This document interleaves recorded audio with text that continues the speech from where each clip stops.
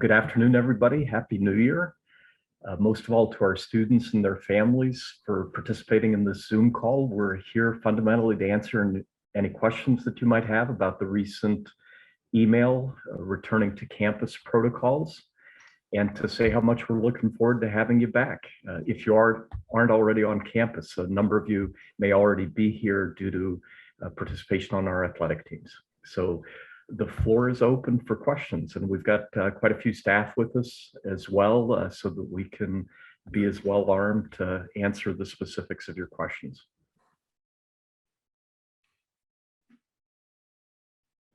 If I might add, feel free to add your questions to the chat, or feel free to voice your questions.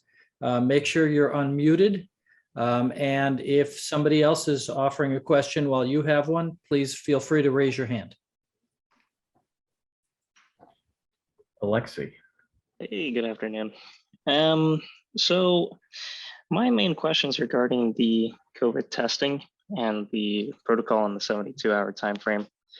The big issue that I'm having, because I'm in northern New Jersey, I know a lot of our students are from the East Coast and more urban areas like New York City.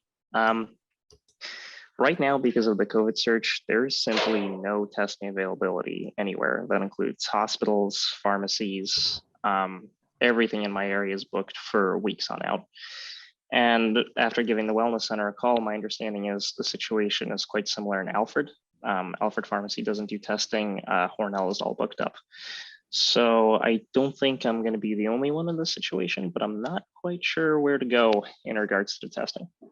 Michael, do you want to tackle that one? Thanks for asking, Alexi. And yes, there has been a surge because of the Omicron wave washing through, and then so many people going back to school, just getting testing kits, self-testing kits at Wegmans. The nearby Wegmans has been hit or miss the last few days. So Michael. Sure, Jonathan, you may want to also piggyback on mine with some details, but the way we're approaching that is we're going to make it, we're going to be as flexible as possible with people who can't get tested, and we will provide a test for students upon their return. I think Jonathan and the COVID test team are working out the logistics and the timing of that, but we're going to provide that opportunity for students who are unable to get tested or unable to get results before they get back. Jonathan, do you want to add anything? No, I think that's good. As long as you are in touch with whether it's the Wellness Center or Dean Kenny, we will work with you on what on trying to obtain that test before your arrival once you get here, because we certainly understand, and we're trying to be as flexible as possible, just given we understand too kind of the short notice, the continued increase. All right, thank you. You're welcome. Alexi, thanks for raising the question. And the key thing will be having a negative test before you're able to go back in person in the classroom. So that's what we're going to try to verify. Omicron right now, thankfully, while it's highly transmissible, appears to be much milder, focused on the upper respiratory system, and very low risk for younger folks like yourself and your fellow students. But we also have to make sure we protect other demographics on campus, faculty, staff, who tend to be on average older. And so the key thing in the classroom is going to be making sure everybody remains masked. And key encouragement for everybody is to focus on securing, if you haven't already, a high quality mask. KN95s, N95s have been the gold standard that's been recommended by the FDA and the CDC. Yes, the PCR test is certainly more the gold standard than the antigen test, but we will accept either or, as long as it's by a health professional or a testing center. So a question on that. Antibody tests are good for past exposure. So if you wanted to know if somebody is currently exposed, the only way to test that is with the PCR test.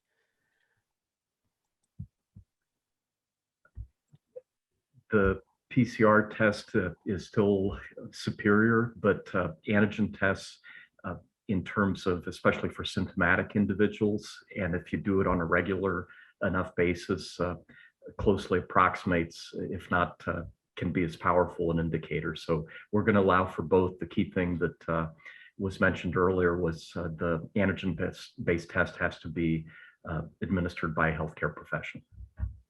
And why is the at-home test not acceptable? We're not going to rely on a honor system. We want to make sure we diminish the odds of somebody coming to campus with positive, because when you read the instructions, if you've done an at-home test, it still leaves more room for false negatives, because individuals that aren't healthcare professionals may not as fully follow what needs to be done to do the at-home test. Okay. And is the rapid test at a testing center acceptable? Yes. Yes. Yep. And in response to Diana, who's got a related question, is CVS an acceptable center to go get the test? It is. Anything along those lines, pharmacy, CVS, Walgreens, Rite Aids, any of those are acceptable for submission to evidence your test. Quite a few of the SUNY schools, I know Syracuse University has also announced they're going to be establishing testing centers and making them available to non-university, their specific university community members. So also keep that in mind, keep those options in mind.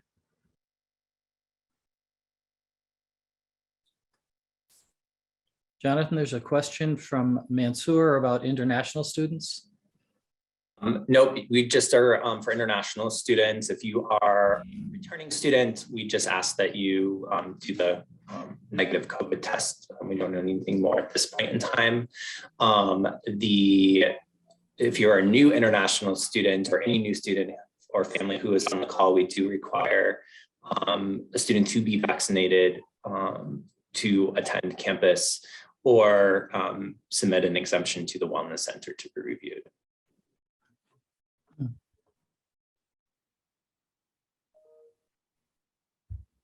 And Emily had a follow-up question. Michael, if the PCR test is done at home, but while supervised by a health professional on Zoom, then sent to a lab, is that still acceptable?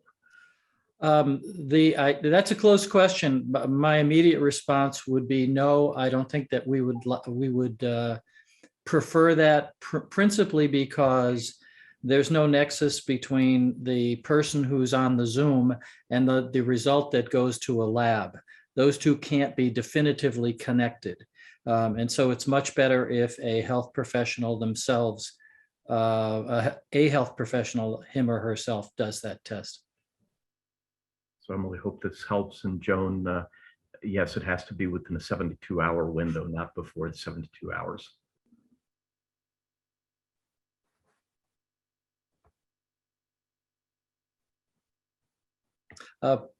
Let's pre-answer a related question to one that was asked before. If someone has had COVID within the last 90 days, do they still have to provide a test result? And the answer to that is they do not. But what they do have to upload to our wellness center is the evidence that they did have that COVID case and that it was within that 90-day period.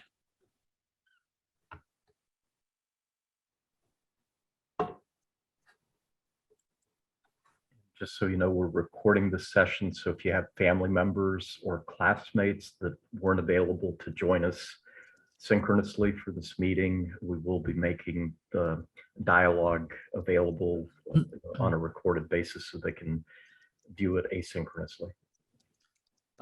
Jesse has a question, and I think there's two possible responses to that, if I understand the question. One is, will the daily screenings be required each morning via your computer or your phone? And the answer is yes. The other is, just to add a further layer of safety here, we will be doing continued weekly testing for two groups. One is the group that has received an exemption, either for a medical or spiritual reason. And the other is some degree of surveillance testing among all other students so that we can keep an eye and get some insight into any current condition of the campus at any given time. And Mansour, we can elaborate on the quarantine rules. It's very helpful to be vaccinated. The CDC just came out with a study looking at over 1 million people who just had the initial vaccination, not including the booster. And the risks in that group of having severe illness or death were low, very low.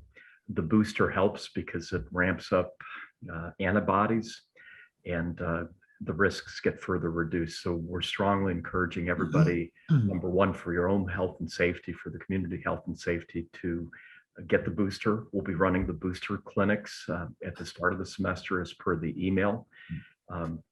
And anyway, and it's also beneficial if you come into close contact, the quarantine time is reduced if you've been boosted, that you won't have to quarantine. Diana, all students are not required to have both vaccine shots and the booster. They are at this point required to have vaccine shots, but as Mark just said, we are strongly encouraging students to get the booster as well. And there's a benefit to that because the quarantine period for students who have received the booster is only 5 days now. I'm sorry, is 0 now, but is 5 days if you haven't received the booster. So there's a benefit in terms of quarantine time if you do have the booster. So for those of you that have been in quarantine and know some of the challenges that come with it, there's some important benefits that are associated with being fully boosted. And we have a question for Zach. Online only students, are they exempt from these protocols? Michael? Yes, they are. As long as they do not come to campus. Yeah, if they are not coming to campus for anything that the campus is promoting or sponsoring, that includes sports, that includes concerts, that includes lectures, speeches, Bergeron forums, et cetera, et cetera. Please define the start point, day and time for 72 hours, Michael. 72 hours prior to January 14th. So that would be January 11th.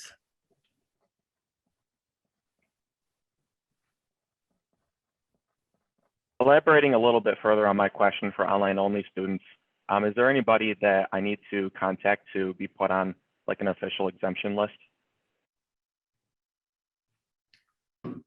Michael? I think I'd have to defer to Jonathan on that in terms of what documentation is required in that situation and how we record that. Zach, I'll take down, if you could just send me an email and then I will work with the Wellness Center and just confirm that with our registrar, then you will make sure you're okay. Will do. Thank you very much. You're welcome. Somebody that's currently in isolation due to testing positive on Tuesday, when will they be able to move in? When presumably we're talking about this past Tuesday. So your ability to move in would be after the isolation period is concluded, and it would be a good idea at that point to get a test, an antigen test, to determine whether you are in fact still positive. As I think we suggested before, a PCR test is likely to show a positive result long after the individual is no longer symptomatic. As a result, PCR results in a more prohibitive, let's say, term for that, and we don't rely on that. So the best thing to do would be, if the symptoms are gone after the isolation period, get an antigen test and determine that you're negative, and then you're free to come back to school. PCR test is highly sensitive. People have found that fragments of the virus are detected as much as 90 days after they've had COVID, even though they're no longer contagious. After the isolation period ends, the antigen test is very reliable, whether you're still contagious or not. Negative antigen test means you're not. Just so everybody understands the difference, the practical difference between antigen tests and PCR tests. has to do with negative results. Antigen tests have a slightly lower accuracy rate for negative tests, but an almost equivalent rate of accuracy for positive tests. So just keep that in mind going forward. Beth Ann, this is probably a follow-up question for you, Beth Ann, as our provost. Say your isolation period keeps you away from campus. How do you handle your classes in the meanwhile? So I think the best thing to do if you're not able to attend classes is to contact your professor so that you can work out with them how you're able to keep up while not being present in the classroom.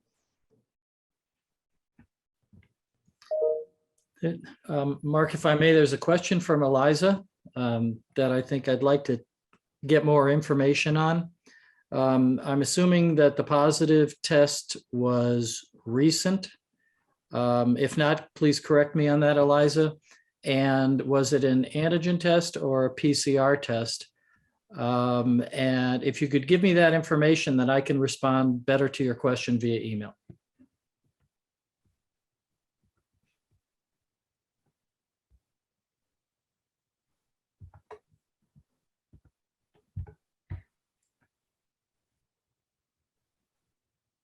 Mark, do you want to respond to Myers?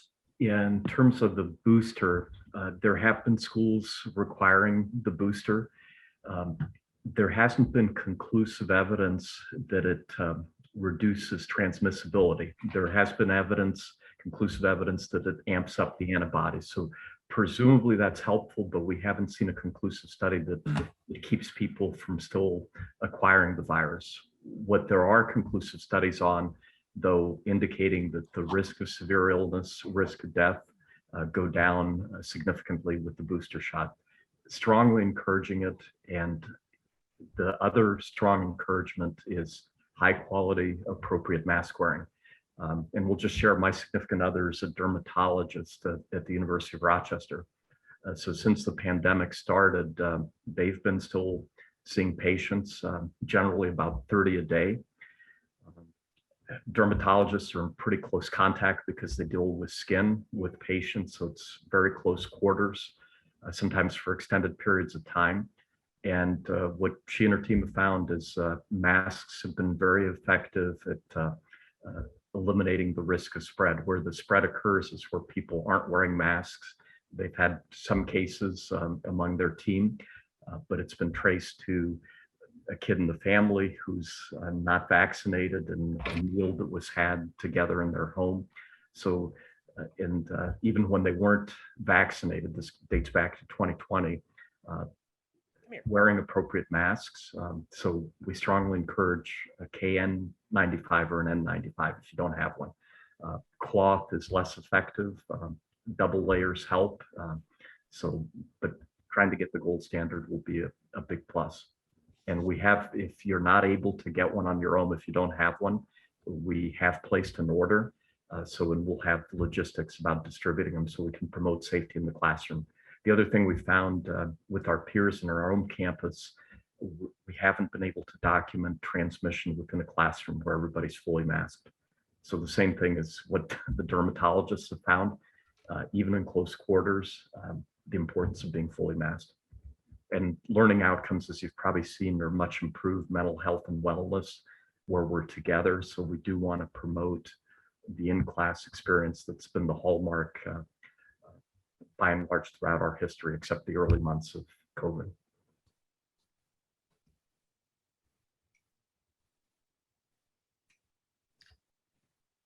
I'll point out that there will be, for those of you who are interested in a booster, there will be 2 booster clinics conducted in late January. One is on January 21st, which will be on the Alfred University campus, and one is on January 27th, which is on the Alfred State College campus. And those are both open to either students, faculty, or staff from either institution. Especially if you have underlying conditions, would strongly encourage getting the booster because again, we have colleagues at different ICUs in Rochester and elsewhere. The folks that are in ICUs, by and large, are unvaccinated.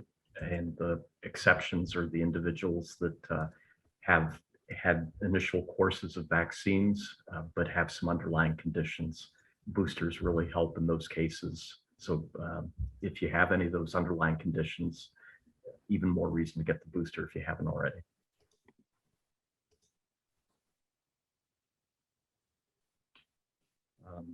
What is being used for the boosters, Michael, do we know? Depending on what the original vaccination was, either the Moderna or the Pfizer. And will we have booster clinics, Danielle asked, later in the semester? Yeah, we have basically an open offer from the pharmacy near us to do clinics whenever we need them. So I'm quite certain we'll have the opportunity to have those later on if the need exists. Got a technical question from Joan. If someone tested positive on the 30th using at-home rapid antigen isolated for 10 days, do they test with antigen from site now? They can't prove the positive because of an at-home test. So generally, you should be symptom-free and over COVID 10 days out. Good question. So I think it goes back to my prior answer, which is if you've tested positive in the last 90 days, then submit some evidence. In this case, because it was a home test, it might be worthwhile for you to check in when you get here and have a test here. Then we can cover all the risks and all the angles. And the antigen will be extremely reliable, the rapid test, to prove that, but again, by a healthcare professional. I just wanted to add to the booster question about, will there be additional booster clinics? As we continue to work with our local pharmacists, they also take walk-ins as well, or calling them individually to set up appointments. So, that's always going on. And then if your student does have a vehicle, Walgreens in either Wellsville or Hornell, or even at least Walgreens is the easiest one. Wegmans isn't the easiest one to schedule it, but there are options to schedule directly with one of those agencies as well. And we do know the case again through medical colleagues in Rochester, high school student, age 17, passed away, was unvaccinated. So if you haven't done it yet, strongly encourage it. The evidence is overwhelming. It keeps severe outcomes from happening. And if you've had 2 courses, been keeping up with vaccines, the booster really helps.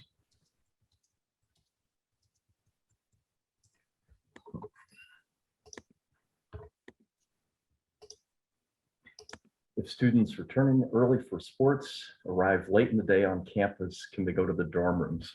Jonathan. So when the students should have their coach be in touch. So I know that the track team and ski team are moving on.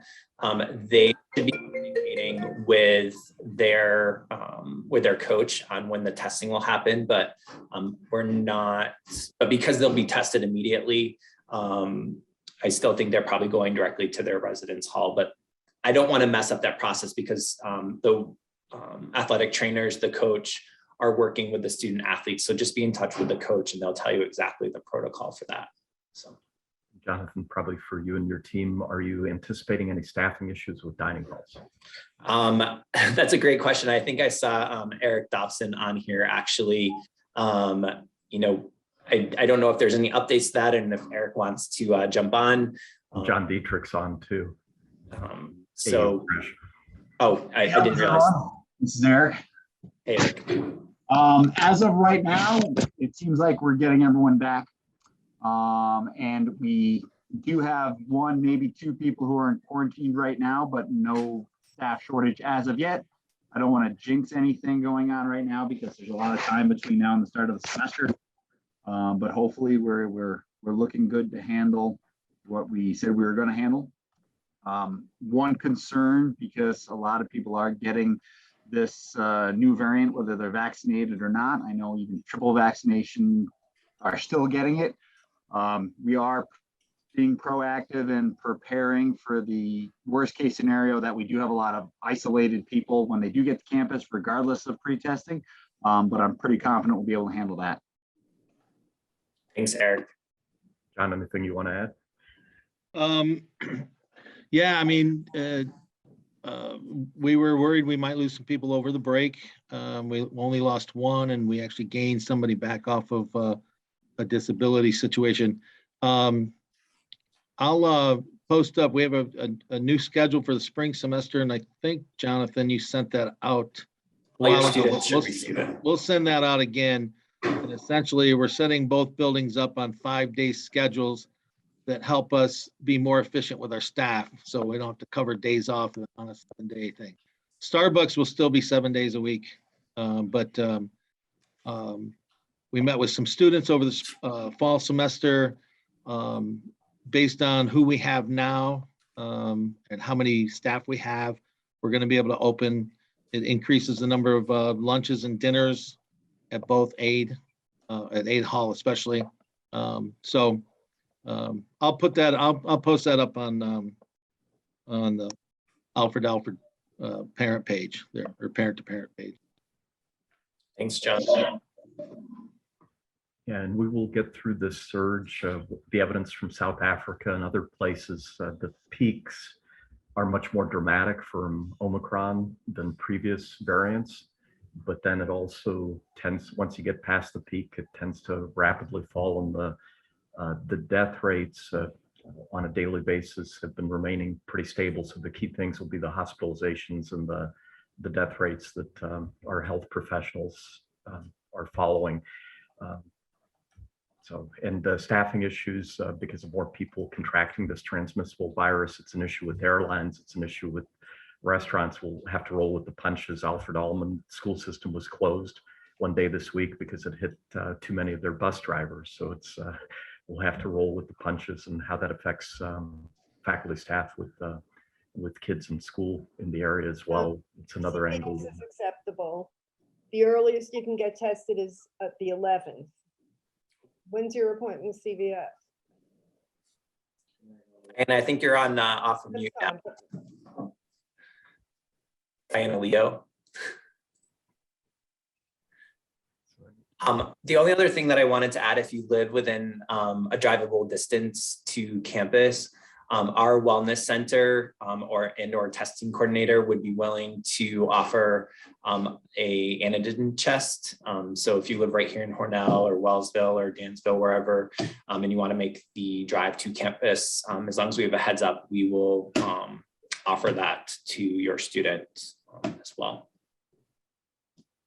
And for our students, we'll just put in a plug. You'll get a memo from Gabby and me here shortly, but every year, every spring, we teach a class on improving Alfred University. So if you're still looking to pick up a class, it's an applied consulting class. First 6 weeks, we have some of our top alums from around the country. This year, they'll be coming in by Zoom, and they'll each be pitching an idea how Alfred could be improved. And then after that, you form teams. You can either pick an idea you've heard from a prominent alum or one that you're passionate about. And then at the end of the semester, you present to a distinguished panel of alumni judges, and alumni offers a $10K cash prize to the best idea. The alumni judges determine which idea will do the most good. And so if you're looking for something that would allow you to just network with some top alums for internship job reasons, this class is open to both graduate and undergrad students.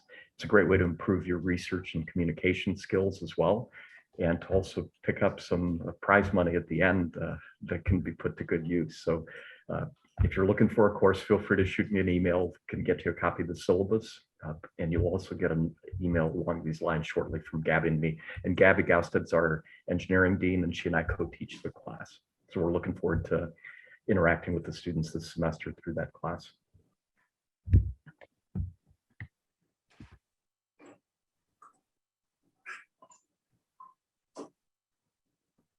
Any other questions? And we're accessible by email. So anything else that comes up will steer you to the right source.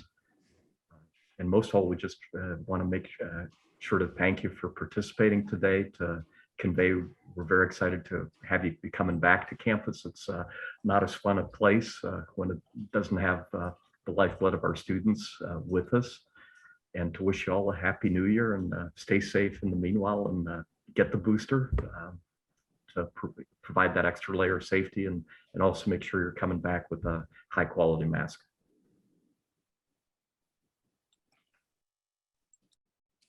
Thank you, everybody. Thank you, everybody, and have a good rest of the day. Thank you all for your transparency. Stay Oh. safe and Happy New Year. Happy New Year.